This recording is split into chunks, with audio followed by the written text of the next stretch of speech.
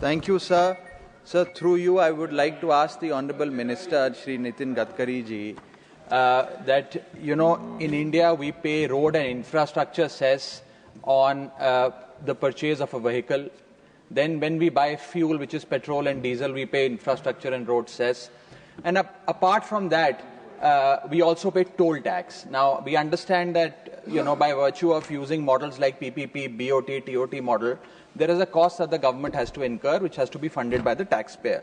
But sir, इतना पैसा देने के बाद दो चीजें हम चाहते हैं कि मिले. एक की सड़क अच्छी हो, लेन डीमार्किंग हो, पॉट होल्स ना हो, स्मूथ सड़क हो, और दूसरा सीमलेस कनेक्टिविटी. लेकिन देखा यह जाता है, बस मैं सवाल पूछ रहा हूं सर, देखा यह जाता है कि जब टोल पॉइंट पर पहुंचते हैं तो कंजेशन होती है और उसके चलते 15, 20 मिनट, 40 मिनट, 50 मिनट तक गाड़ियों को खड़ा होना पड़ता है, जिसकी fuel cost, opportunity cost waste होती है. मेरा सवाल आपके माध्यम से माननीय मंत्री जी से यह है कि क्या हमें कुछ इस प्रकार के प्रपोजल पर ध्यान नहीं देना चाहिए कि यदि किसी भी वाहन को, किसी भी व्हीकल को 5 मिनट से ज्यादा अगर टोल प्लाजा पे खड़ा होना पड़े तो उसको फ्री में जाने की इजाजत दी जाए, उससे टोल ना वसूला जाए. कुछ इस प्रकार की आप योजना बनाएं. आप फास्ट टैग और RFID टैग्स और अन्य चीजें तो रख रहे हैं, लेकिन जब तक वो सीमलेस तरीके से इंप्लीमेंट नहीं होती है तो ये योजना बननी चाहिए कि 5 मिनट अगर रुकना पड़े तो टोल ना लिया जाए किसी आम नागरिक से.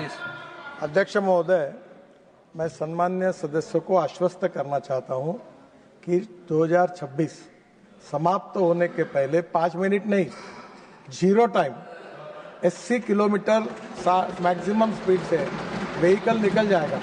यहाँ डायरेक्ट ऐसे पाइप की एंट्री होगी और बड़ा रोड होगा, गाड़ी निकल जाएगी, पता भी नहीं चलेगा रोड जैसा.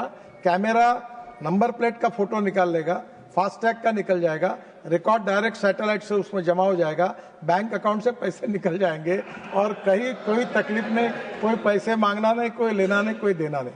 और रिगार्डिंग आपने जो क्वालिटी के बारे में कहा है, हमने काफी स्ट्रिक्ट एक्शन लिया और लगातार इसके बारे में इतने कठोर निर्णय किए हैं और लगातार सुधार कर रहे हैं. पर कभी कभी क्या होता है कि सोशल मीडिया पर और पब्लिक में we are only responsible for national highway.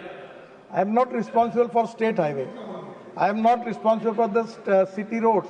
I am not responsible for the rural roads. But I am only responsible for national highway.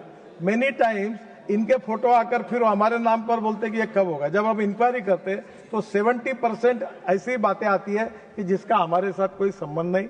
और जहाँ तक नेशनल हाईवे में क्वालिटी की बात है, मैं आपको बताना चाहता हूँ कि हम इसके बारे में इतने अनेक अभी हमने लेटेस्ट निर्णय किया है कि जो कॉन्ट्रैक्टर ठीक काम नहीं करेगा उसको 2 साल तक हम डिबार कर देंगे, वो कोई टेंडर नहीं भर सकेगा. और मैं तो कोशिश कर रहा हूं कि समय आया तो CRPC का उपयोग करके भी कॉन्ट्रैक्टर पर कार्रवाई करेंगे और इसके बारे में किसी प्रकार का जो बिलो क्वालिटी का काम सहन नहीं करेंगे.